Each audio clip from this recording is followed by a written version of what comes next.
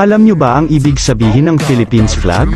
Well, alamin natin, ang meaning ng blue ay peace o kapayapaan, truth o katotohanan, freedom o kalayaan, at justice o hustisya. Ang red naman ay courage o katapangan, patriotism o makabayan, at war o digmaan. Ang white triangle naman ay liberty o libertalidad, equality o pagkakapantay-pantay, at fraternity o kapatiran. Ang 3 stars naman ay ang tatlong island, ito ay Luzon, Visayas, at Mindanao.